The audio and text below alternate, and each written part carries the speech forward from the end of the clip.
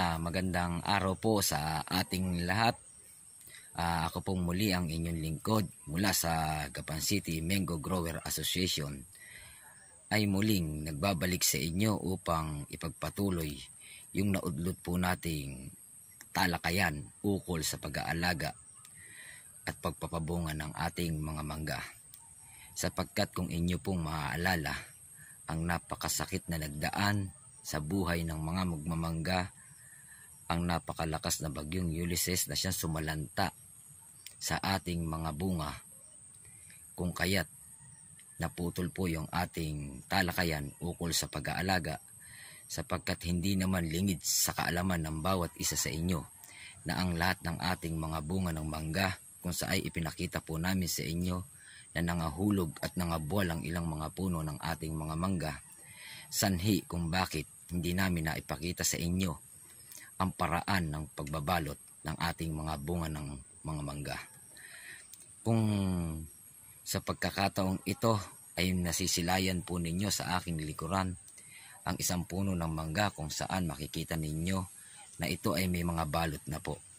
Ito yung isang area na natira natin sa panahon ng bagyong Ulysses, na kung saan ay may natira tayong mga bulaklak na siya nating pinagsikapan na alagaan, kung saan sinabi namin noon sa inyo na hindi natin isusuko ang laban, ay nagkaroon po ng magandang resulta ang ginawa nating pagsisikap, kung kaya't narito tayo ngayon at nasa panahon na tayo ng pagbabalot, kung saan ang ilang tao natin ay nagki-clearing na po sa lugar na ito. Kaya ipakikita namin sa inyo ang pamamaraan po ng pagbabalot ng mangga. At maaari ninyong itanong sa akin na kung ano ang dahilan at ibinabalot po ang bawat bunga ng ating mga mangga, sapagkat maaaring isipin ng bawat isa sa inyo na mula sa gagamitin na pambalot, mga kagamitan gaya ng stapler, staple wire, at maging yung mga hagdan na kakailanganin ng ating mga tao, at maging yung mga tao na ating kakailanganin para magtrabaho at magsagawa ng pagbabalot, ay napakalaking halaga ang ating igugugol upang maisino po natin ang bunga ng ating mga mangga. At maaari rin po ninyong itanong sa akin na hindi po ba maaaring wag nang ibalot ang ating bunga ng mga mangga upang sa ganun ay makales tayo ng konsumo sa ating gastusin sa ating pagpapabunga ng ating mga mangga. Dalawang bagay ang ipakikita namin sa inyo, ang dahilan at benepisyo ng ginagawa nating pagbabalot, na kayo mismo ang magdedesisyon sa ginagawa ninyong pag-aalaga, at kayo mismo ang makapag-uobserba kung ito po ba ay aplikable sa inyong lugar, or maaaring pwedeng hindi naman na ninyo gamitin ang ganitong pamamaraan. Ito'y isang magbabahagi lamang namin sa inyo na maaari ninyong tanggapin o hindi ang isinasagawa naming pamamaraan, na kayo mismo sa field ninyo, sa area ninyo ang nakakaalam na sitwasyon, upang sa ganun ay makita ninyo ang mas mainam o mas makabubuti sa inyong mga bunga ng mga mangga. Itong lugar po namin ay isa sa napasok na po ng tinatawag naming public enemy ng bunga ng mangga, ang tinatawag po naming korikong o yung sisid fly, na siyang sumisira po sa ating mga mangga, kung kaya't nauobliga po namin gamitin ang pagbabalot. Ipakikita po namin sa inyo ang procedure at ano ang dahilan at benepisyo nito. Ito po yung tulad po nito, ayan, nakaside na po. Mamaya po kukuhanan natin ito ng pantukod para hindi po masira. Tutukuran po natin yan maya maya lang. Ayan po yung mga bunga. Ayan, nakikita nyo po yung mga bunga ng ating mga mangga. Ayan. Ayan. Para po makita ninyo yung aming area. Ayan. Ayan. Kasalukuyan na po bumababa yung ating bunga ng mangga sapagkat nare-raise na po niya yung bigat kung saan yung nag-apply po tayo dito ng foliar para sa bunga, para nang nun ay ma-achieve natin yung 3 piraso o 4 na piraso lamang ay magre-raise na po ng 1 kilo. At malaking bagay po sa atin yon, para nang nun ay marami tayong anihin. Salamat pong muli sa inyong pagsubaybay sa ating sinasagawang paglalahad ng ating pag-aalaga sa pamamaraan po ng pagbubunga ng ating mga mangga. At kung kayo po ay may mga katanungan, ay willing nating sagutin ito sa pamamagitan ng text or tawag, na upang sa ganun ay makatulong man lamang kami sa inyo, na siyang tunay na dahilan kung bakit namin isinasagawa ang ganitong pagpapakita, sapagkat alam naming maraming tao ang nagkakaroon ng interes at mahilig sa agrikultura, bilang magsasaka ang nagnanais na pumasok sa ganitong paraan ng hanap buhay. Kaya kami naman bilang chairman ng Gapan City Mango Grower Association ay ang tanging maibabahagi namin sa inyo ay yung konti naming nalaman at nalalaman sa aming matagal na paghahanap buhay sa ganitong pamamaraan, ay pwede ninyong mapulutan ng konting kaalaman. Hindi man lahat ng aming ibinabahagi ay maisagawa ninyo, ay meron man lang kaming konting maitulong bilang bahagi. Hindi man namin kayo kilala, sino man kayo, ano man ang kalagayan niyo sa buhay, ay nagpapasalamat kami ng marami kung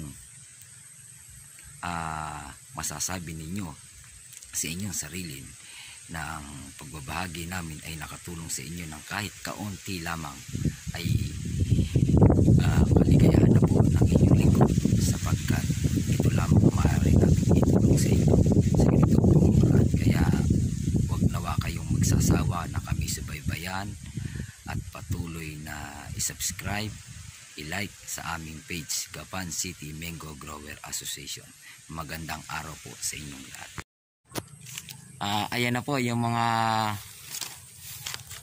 puno ng mangga na aming nabalutan, na kung inyong makikita, ayan, hanggang sa taas po, ayan, ay nabalutan na po namin. At may ilan pa pong ikiniklearing ng ating mga tao, sapagkat sayang naman po yung mga ilang bunga na hindi po nababalutan. Ayan po yung ating mga mangga. Ito po yung area na natira nating bulaklak, kung saan ay sinikap nating maalagaan, at ngayon naman po ay narito na yung mga bunga. Kaya kahit papaano ay meron naman tayong aanihin. Kaya nasabi namin sa inyo, sa mga susunod na araw ay pakikita naman namin sa inyo yung ating pagpapabalot doon sa isang lugar natin, kung saan ay nasa almost 400 puno yung ating babalutan doon. At applyan lang natin siya bukas ng hugas, upang sa ganun ay bago balutan ay hindi na po pasukin ng insekto. Maunahan na po natin yung pag-atake ng tinatawag namin kurikong. Ito po yung ating mga bunga. Ayan, kung saan ay makikita ninyo na hanggang sa ibaba ay may bunga po ito. Tingnan nyo po yung portion ng bunga. Ayan, kaya hanggang sa loob po yan ay may mga bunga. At makikita po ninyo na di lamang isa, dalawa, tatlo. Ayan, meron pang gaya po ng portion na to. Ayan. Tingnan nyo isang panicle niya kung ilang piraso po yun tuloy. Yan, tulad po niyan. Ayan, ay 5 at ito naman po ay 4. Yan. Kaya yung makikita nyo, ayan, tinukuran na po yan. Ayan, may mga tukod na po, sapagkat sasayad po yan sa lupa kung hindi tutukuran ng ating mga tao. Ito naman po yung front area natin. Ito po yung sa gawing harapan. Ayan na po yung mga nabalot. Ayan, kung makikita po ninyo, may mga nabalot na po tayo rito. At may mga ilang kiklearing pa yung ating mga tao. Ayan po, kasalukuyan na pong umuyo po yung ating mga mangga. Ayan po. Ayan po siya. Kung mapapansin nyo, ayan pa po yung mga pinagpatulan noong panahon ng bagyong Ulysses. Ayan po. Kaya hindi po makakaila na nasalanta po ito, pero na-recover po natin. Ayan. Ayan, nagkaroon po ng bunga. Ayan. Ayan. Kaya kahit pa paano ay magkakaroon tayo ng pakinabang sa lugar na ito. Ito po. Ayan. Ayan. Ayan, nakita niyo po siya dyan. Ito po yung pinakaharapan. Nakita po ito sa mismong kalsada. Ayan. Nakita po ninyo. Ayan. Kaya tingnan niyo po yung isang sanga na to. Ayan, gaya po ng isang sanga na yan. Ayan, isang sanga lang po yan. Bilangin po natin yung ating nabalot. Isa, dalawa, tatlo, apat, lima, ito, 8, 9, 10, 11, 12, 13, 14, 15, 16, 17, 18, 19, 20, 21, 22, 23, 24, 25,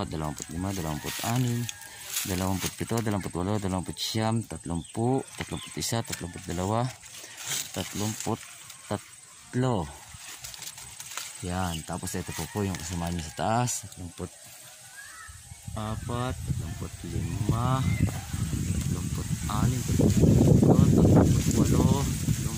37, 40. Isang maliit lang po yan, 40. Kaya imagine nyo kung lahat po nung bawat sa kanya nagbigay po ng magandang bulaklak at hindi po nasira ng ating nagdaan na bagyo, ay ganyan po sana karami yung ating babalutin. Yan, yan, tulad po nito. Yan, meron po tayong nakasangat. Ayan po, yan po, inaayos po natin yan din tayo dumadala. Yan, and then papalitan po natin to na nasira po na to. Palitan po natin to mamaya maya lang.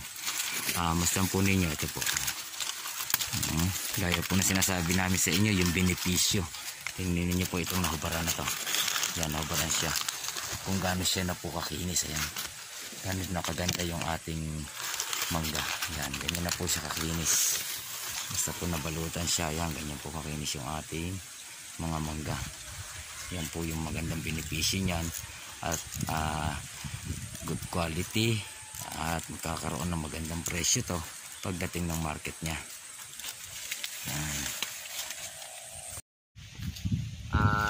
Narito po yung ating mga kagamitan, gaya po ng stapler.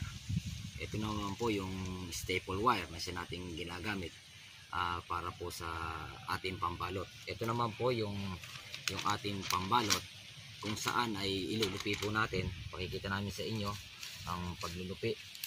Ayan po yung paglulupi ng ating papel na siya natin gagamitin pambalot sa ating mga mangga. Ayan po. At ayan po, i-stapler natin siya sa ilalim para hindi po lulusot yung ating bunga. Ayan po, irina. Ngayon, pakikita naman po natin sa inyo yung paraan kung paano po natin ito ibabalot sa mangga. Narito po yung ating bunga ng mga mangga, kung saan makikita ninyo sa isang panicle ay mayroon tayong 3 bunga. Ibabalot po natin ito ng isa-isa. Ayan po ang pamaraan. Papasok po natin yung ating papel. Then, lulupi po natin. Ayan, lulupi po natin sa ibabaw. Tapos, i-stapler po natin. Ayan, ganyan lang po siya kasimple. Subalit, hindi na po siya mapapasok ng sisid ply na tinatawag nating kurikong na siyang sumisira po sa ating mangga.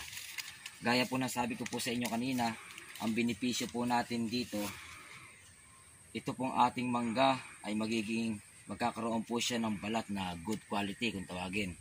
Ito ay maaari nating i-export kung dumating na yung time ng harvest, kung saan ay makinis po ito pagdating po ng kanyang maturity. Yan, papasok po natin. Ayan.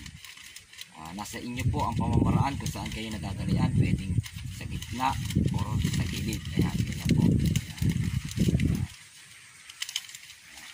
Ayan.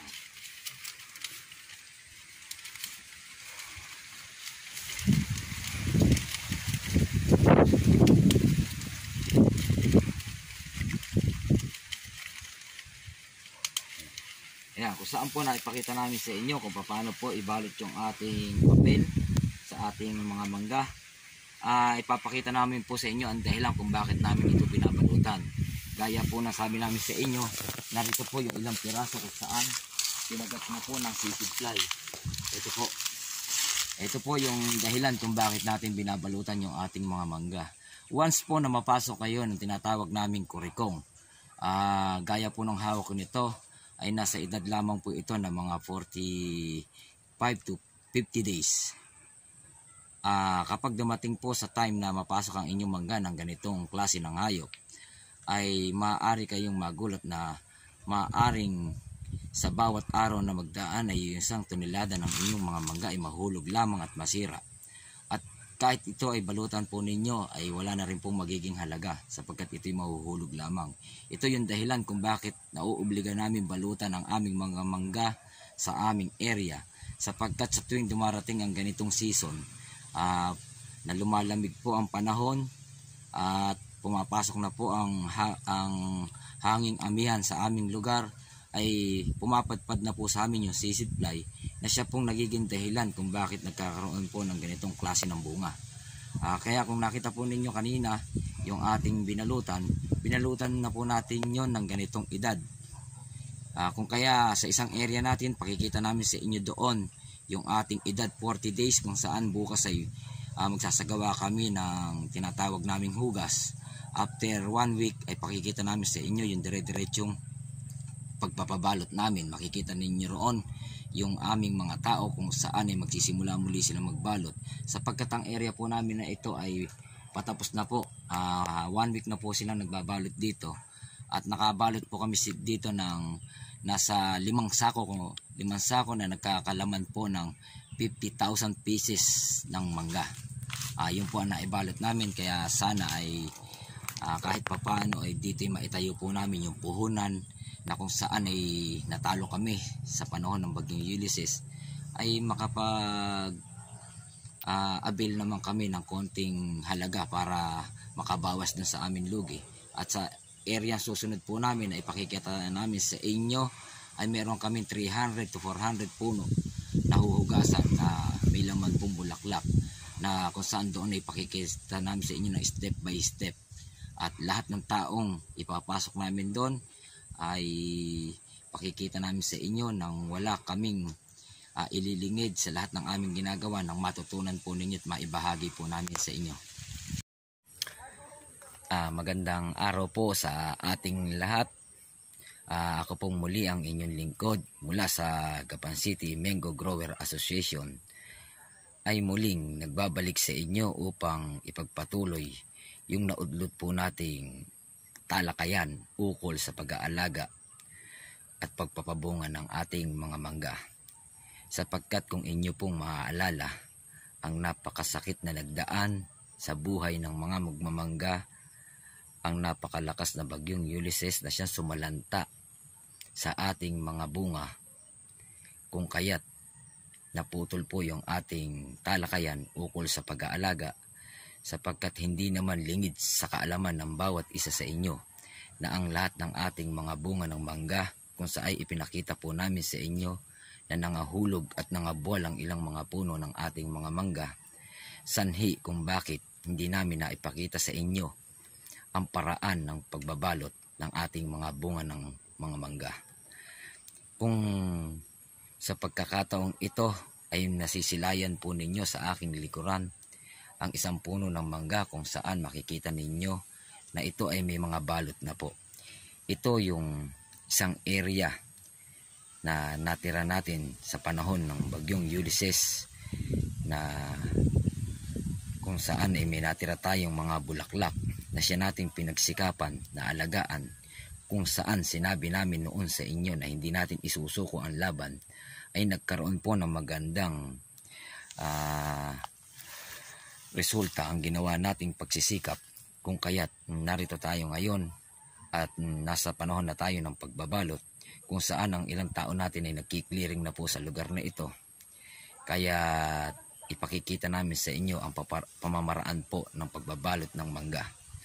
At maaari ninyong itanong sa akin na kung ano ang dahilan at ibinabalot po ang bawat bunga ng ating mga mangga, sapagkat maaaring isipin ng bawat isa sa inyo na mula sa gagamitin na pambalot, mga kagamitan gaya ng stapler, staple wire, at maging yung mga hagdan na kakailanganin ng ating mga tao, at maging yung mga tao na ating kakailanganin para magtrabaho at magsagawa ng pagbabalot, ay napakalaking halaga ang ating igugugol upang maisino po natin ang bunga ng ating mga mangga.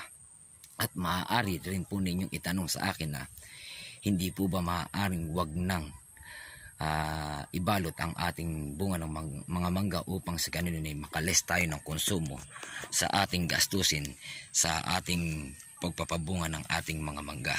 Dalawang bagay ang ipakikita namin sa inyo, ang dahilan at benepisyo ng ginagawa nating pagbabalot, na kayo mismo ang magdedesisyon sa ginagawa ninyong pag-aalaga, at kayo mismo ang makapag-uobserba kung ito po ba ay aplikable sa inyong lugar, or maaaring pwedeng hindi naman na ninyo gamitin ang ganitong pamamaraan. Ito'y isang magbabahagi lamang namin sa inyo na maaari ninyong tanggapin o hindi ang isinasagawa naming pamamaraan, na kayo mismo sa field ninyo, sa area ninyo ang nakakaalam na sitwasyon, upang sa ganun ay makita ninyo ang mas mainam o mas makabubuti sa inyong mga bunga ng mga mangga. Itong lugar po namin ay isa sa napasok na po ng tinatawag naming public enemy ng bunga ng mangga, ang tinatawag po naming korikong o yung sisid fly, na siyang sumisira po sa ating mga mangga, kung kaya't nauobliga po namin gamitin ang pagbabalot. Ipakikita po namin sa inyo ang procedure at ano ang dahilan at benepisyo nito.